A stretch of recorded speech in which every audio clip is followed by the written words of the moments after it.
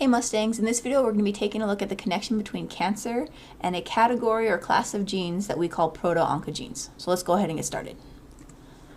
So first let's go ahead and define Proto Oncogenes. These are types of genes that code for proteins that are internal signaling molecules. We've already talked about certain types of internal signaling molecules. Among them, we talked about cyclins and CDKs. So if you think about cyclins here, and you think back to what we learned that cyclins are only made when the cell is ready to move on from one phase to the next. So they're a type of signaling molecule that tell the cell, yeah, go ahead and move on to the next phase. And they're only going to be made and activated if the cell is ready to move on to the next phase. So many of the cyclins and other molecules that are signals to move on to the next phase are part of that group of Proto Oncogenes. Now there's actually a lot of Proto Oncogenes that we have found in humans. There are actually about 40 different types of Proto Oncogenes that we've found. So that means within our DNA, of the approximately 19,000 genes that we have, 40 of them are going to be Proto Oncogenes. Okay. Now, an important thing to know is that whenever a Proto Oncogene becomes damaged, that damaged Proto Oncogene is going to be referred to as an oncogene. Okay, so the oncogene, that means that it's damaged and it's either making the signaling molecule when it's not supposed to, or those signaling molecules, instead of being made where they're deactivated and need to be activated, they're already made active. So it's giving the cell a false signal to move on to the next phase when it's not supposed to. Okay, if you think back to the experiments we talked about in class, how when you take a cell in G1 and you combine it with a cell in G2, the signaling molecules that are present in the in the G2 phase would actually cause the G1 cell to automatically jump into G2, even though it hasn't gone through S phase and made copies of the DNA, all that stuff. It's going to do that because those signaling molecules are present. So again, imagine if one of these Proto Oncogenes are messed up and the cell is constantly making these signals that aren't supposed to be made because the cell's not being told to divide, but it's constantly making these signals that are telling the cell to divide. Now the example that we're going to take a closer look at is called the RAS gene. So the RAS gene is a type of Proto Oncogene. It's not it doesn't deal with cyclins at all in this case, but it's a really important gene and makes really important proteins involved in the cell cycle. So taking a look at the RAS gene, you have to recall how cell communication works to truly understand this. So I'm going to draw a simple cell communication diagram here. So I'm going to draw this as the cell membrane here. I'm going to draw a receptor on the surface, so a surface protein receptor. And here is the ligand that goes with it. Okay. Now, since we're talking about the cell cycle, this ligand is going to be, let's say, growth factor in this case.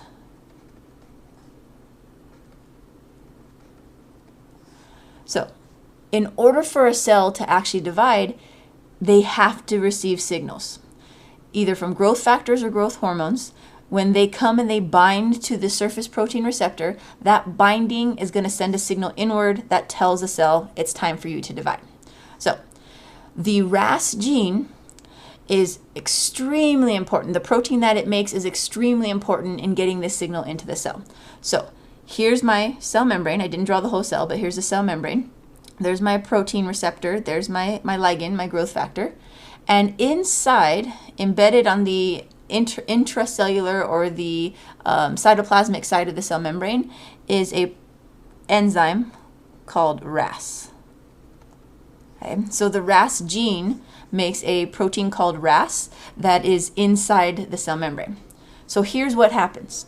The growth factor binds to the protein receptor. That causes the protein receptor to change shape. That means it's active. It then activates the RAS gene, so you get a change in the RAS gene, and now the RAS gene is activated. Notice that if the ligand didn't originally bind here to change the receptor, the RAS gene never would have been activated. So it requires, in order to activate the RAS gene, you have to have the growth factor bind to tell the cell, get ready to divide. So growth factor binds to receptor, receptor changes shape, RAS gene changes shape, and then it's going to start a transduction pathway. Many times it deals with a phosphorylation cascade, so maybe the RAS is going to phosphorylate the first relay molecule here, and then this one's going to grab some ATP and phosphorylate the next one, and it's going to send the message inward towards the cell. Now, this last molecule here in the transduction pathway is usually a transcription factor.